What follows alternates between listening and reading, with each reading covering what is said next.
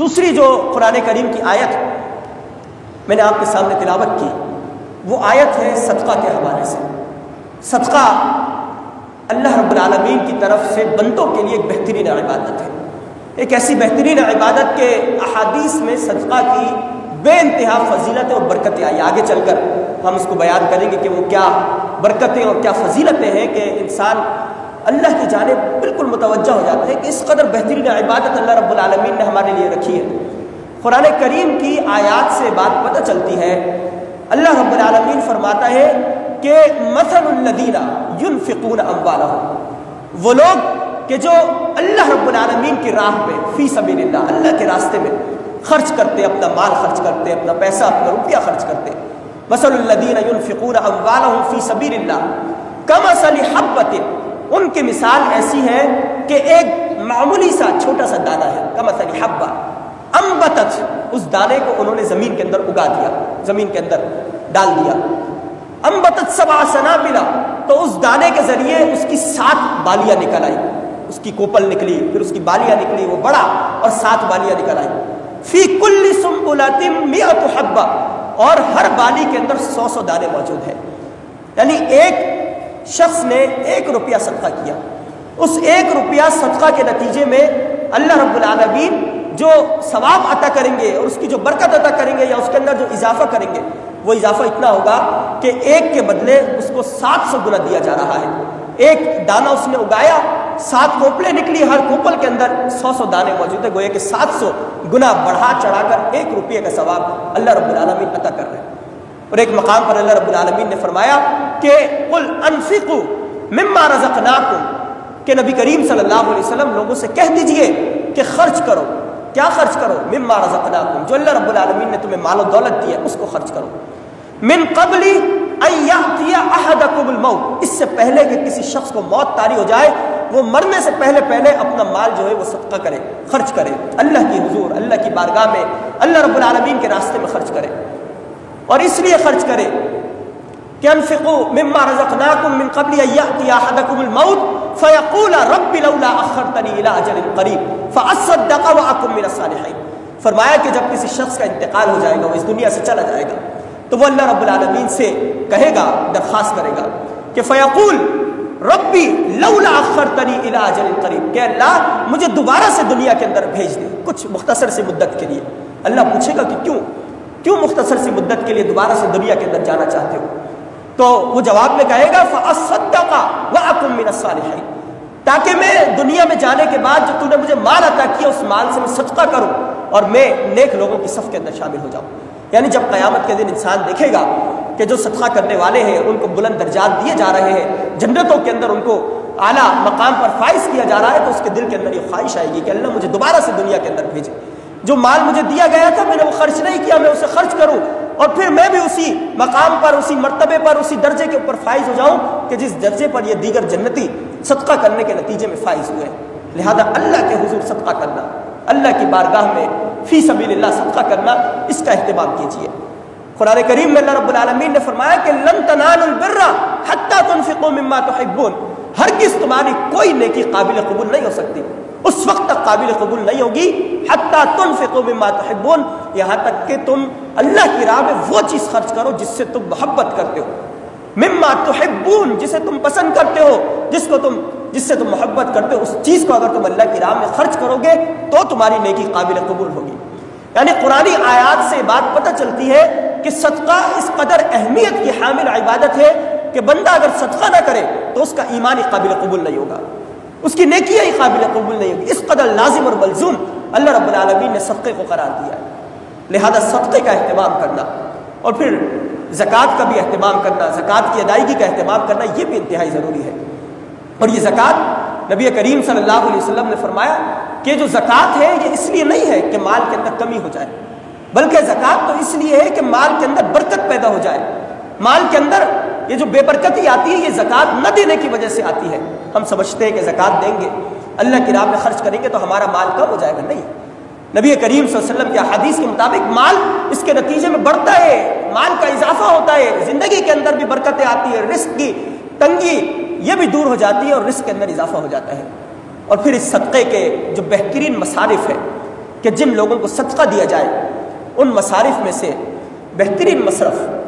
سب سے بلند مصرف میں جسے سمجھتا ہوں وہ یہ ہے کہ ہم اپنے گھر والوں میں، اپنے بھائیوں بہنوں میں، اپنے عزیز و اقارب میں ایسے افراد کو تلاش کریں کہ جو غریب ہوں، جو مسکین ہوں، یا اگر ہماری کوئی بہن ہو ان کے شوہر کا انتقال ہو گیا، وہ بیوہ ہے، ان کے بچے موجود ہیں، وہ بیوہ خاتون بہن گھر کے اندر موجود ہے، باہر والوں کو آپ صدقہ دیں لیکن گھر کے اندر یہ کیفیت ہو کہ بیوہ خاتون موجود ہو، اس کے پاس کھانے پینے کے لیے چیز موجود نہ ہو، آپ کا اپنا ذاتی بھائی، آپ کا سگا بھائی، آپ کے چچا، آپ کے ماموں، قریبی رشتہ دار وہ جو ہے بے سہارا ہو، غربت کی زندگی گزار رہے ہو، آپ دوسروں کو دیتے پھرے، تو یہ زیادہ بہتر نہیں ہے، بلکہ بہتر سب سے افضل صدقہ اس کا مصرف یہ ہے کہ آپ اپنے گھر والوں کو، اپنے عزیز و اقارب کو، ان میں سے جو غریب اور یتیم اور مسکین ہے ان کو مقدم رکھیں۔ اس کا دگنا ثواب، ایک ثواب جو صلہ رحمی کا ملے گا کہ آپ نے عزیز و اقارب سے صلہ رحمی کی، اپنے گھر والوں سے صلہ رحمی کی، دوسرا ثواب آپ کو صدقے کا اور زکوٰۃ کا ثواب ملے گا۔ تو یہ بہترین مصرف ہے کہ آپ اپنے گھر والوں میں سے ایسے افراد کو تلاش کریں کہ جو ضرورت مند ہو، حاجت مند ہو، ان کی ضرورت کو پورا کرے، ان کی حاجت کو پورا کرے، وہ مقروض ہے تو ان کی قرض کی ادائیگی کے لیے آپ ان کو صدقہ دیں۔ دوسرا بہترین مصرف اللہ رب العالمین کے دین کی تبلیغ کے لیے، اس کی دعوت کے لیے، اس کے دین کو قائم کرنے کے لیے جو لوگ جد و جہد کر رہے ہیں،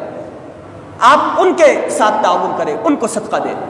ان کو اپنی زکوٰۃ کی رقم دیں، ان کو اپنا مال پیش کریں۔ نبی کریم صلی اللہ علیہ وسلم نے اور اللہ رب العالمین نے اس کو بھی بہترین مصرف قرار دیا۔ یہ جو قرآن میں اللہ رب العالمین نے فرمایا کہ کونوا انصار اللہ، اے لوگوں جو ایمان لے کر آئے ہو اللہ کے مددگار بن جاؤ۔ تو اللہ کے مددگار بننے کا مطلب یہ نہیں ہے کہ آپ نے نماز پڑھ لی، روزہ رکھ لیا، حج کر لیا، بلکہ اللہ کے مددگار بننے کا مطلب یہ ہے کہ اللہ نے جو دین بھیجا ہے آپ اس دین کی دعوت میں، اس دین کی تبلیغ میں، اس دین کو قائم کرنے میں، اس کو نافذ کرنے میں، اعلاء کلمت اللہ میں اور اللہ کے دین کے غلبے کے لیے آپ اپنا مال بھی کھپائیں، آپ اپنا وقت بھی کھپائیں، آپ اپنی جان بھی کھپائیں، آپ اپنا سب کچھ صرف کر دیں۔ یہ ہے انصار اللہ، اللہ کے مددگار بننے کا مطلب۔ تو دوسرا بہترین مصرف، آپ دعوت و تبلیغ کے کام میں، آپ اقامت دین کے کام میں، اللہ کے دین کے غلبے کے کام میں اور اس کی جد و جہد کے کام میں اپنے مال کو صرف کریں، خرچ کریں۔ تیسرا بہترین مصرف، آپ مسجد میں آتے ہیں، نماز کا اہتمام کرتے ہیں، آپ مسجد کی قالینیں استعمال کرتے ہیں، مسجد کے پنکھے استعمال کرتے ہیں۔ ہم عموماً اپنے گھروں کے اندر اگر ایک کمرے میں بیٹھے ہو، دوسرے کمرے کا پنکھا چل رہا ہو تو فوراً بچوں کو بھیجتے ہیں کہ جاؤ بند کرو۔ اگر کہیں تھوڑا سا نل گھر کا کھلا رہ جائے، فوراً بچے کو ڈانٹتے بھی ہیں، مارتے بھی ہیں کہ بھئی یہ نل کیوں کھلا چھوڑ دیا، اس کو بند کرو، پانی خرچ ہو رہا ہے، موٹر چلائیں گے بل آئے گا۔ لیکن مسجد کے اندر ہم مسجد کی دریا استعمال کر رہے ہیں، مسجد کے پنکھے استعمال کر رہے ہیں۔ ایک فرد آتا ہے، ایک پنکھے کے نیچے کھڑا ہو جاتا ہے، دوسرا اس کے ساتھ کھڑا ہو سکتا ہے لیکن وہ دوسرا پنکھا چلا کر کھڑا ہوتا ہے۔ ہم مسجد کا پانی استعمال کرتے ہیں، تیز نل کھول دیتے ہیں۔ ہم اگر مسا کر رہے ہیں، ہاتھ پیر دھو رہے ہیں، بس وہ نل کھلا ہوا ہے، ہم پانی استعمال کر رہے ہیں۔ مسجد کی بجلی استعمال ہو رہی ہے، مسجد کا جنریٹر استعمال ہو رہا ہے، پیٹرول اس کے اندر ڈالا جا رہا ہے۔ تو بہترین مصرف جو آپ کے لیے ضروری ہے کہ آپ صدقہ کریں مسجد کے اندر، مسجد کے اندر چندہ باکس موجود ہوتا ہے، آپ اس میں ڈالیں۔ لیکن اس حوالے سے اس کا خیال رکھنا ضروری ہے کہ آپ زکوٰۃ کا پیسہ مسجد کے اندر نہ دیں۔ نبی کریم صلی اللہ علیہ وسلم نے منع فرمایا ہے کہ اللہ نے منع کیا ہے کہ زکوٰۃ کی رقم جو ہے مسجد کے اندر نہ دی جائے۔ آپ دیگر صدقات اپنے مسجد کے حوالے سے دیں کیونکہ آپ مسجد کی چیزیں استعمال کرتے ہیں۔ چوتھا بہترین مصرف، مساجد کے جو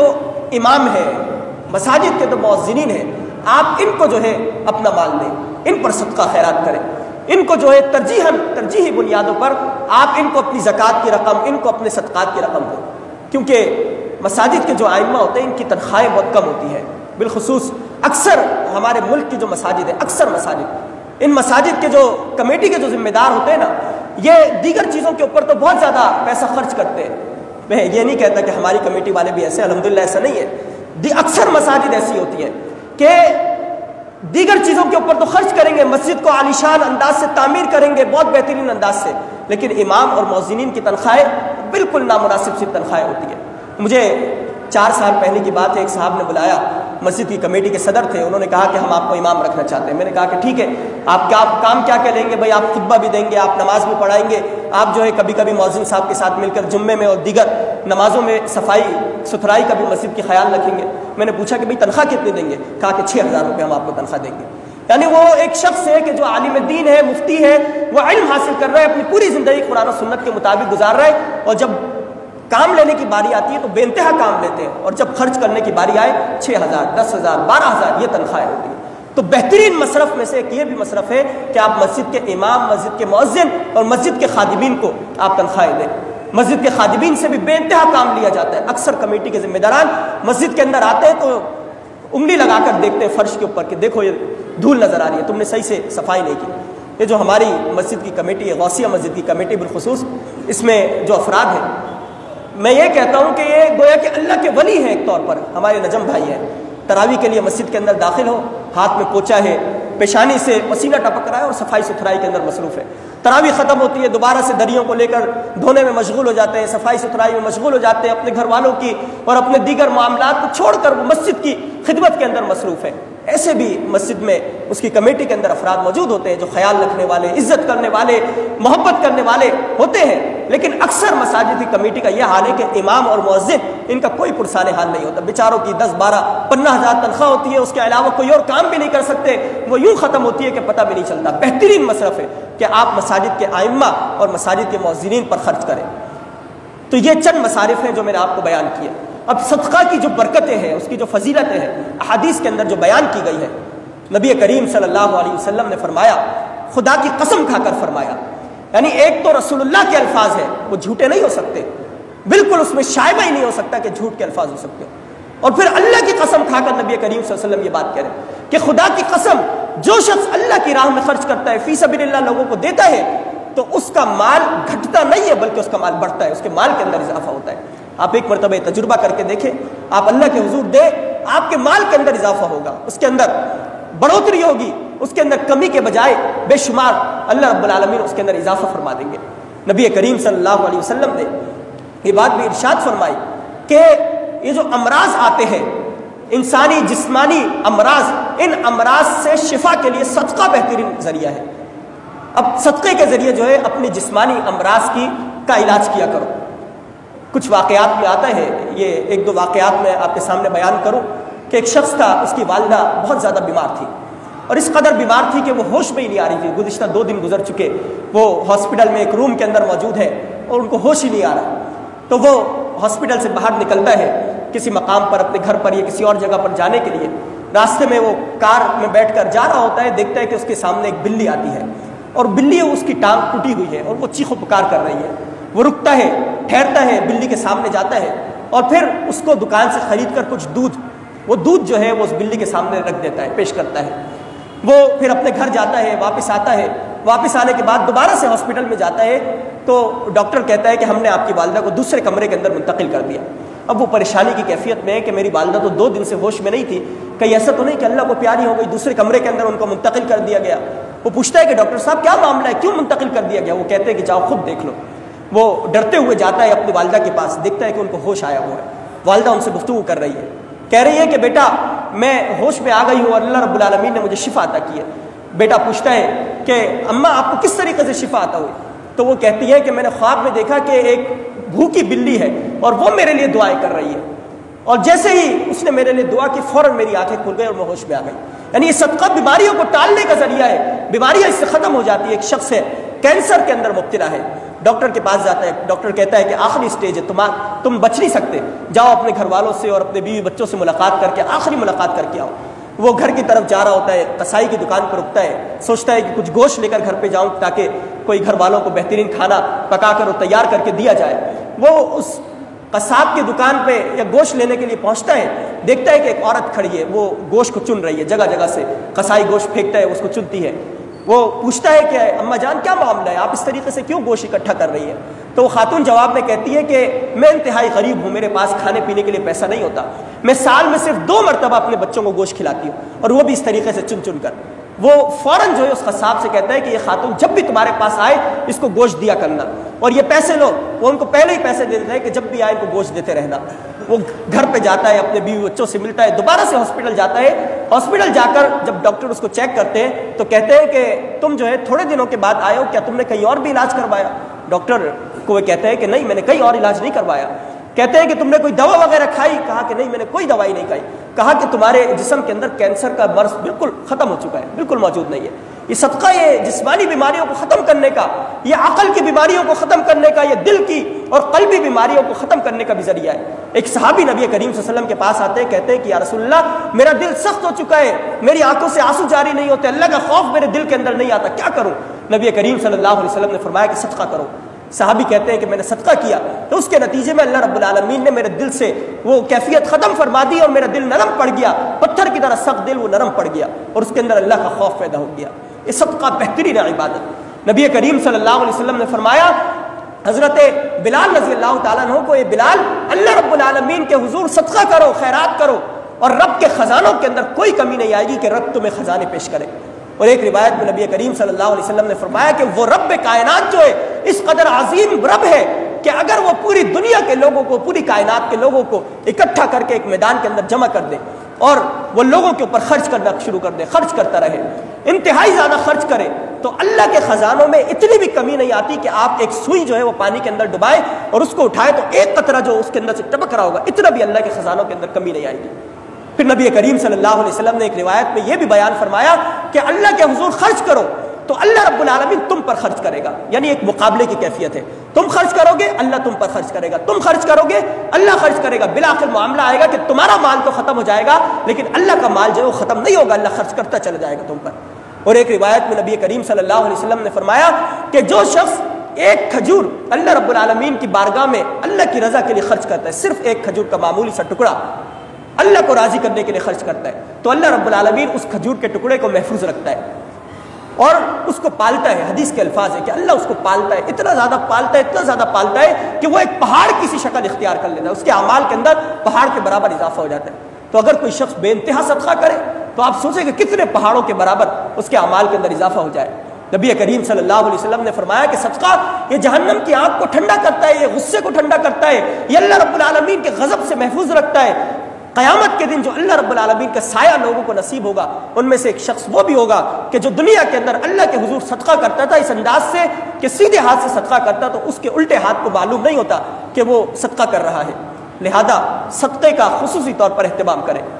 اپنی زندگی میں اس کو لازم کر لیں اپنی استطاعت کے مطابق۔ اگر آپ کی معمولی سی بھی تنخواہ ہے تو آپ اس میں سے ایک مختصر سا حصہ 100 روپے، 200 روپے، 500 روپے ضرور اپنی عادت بنا لیں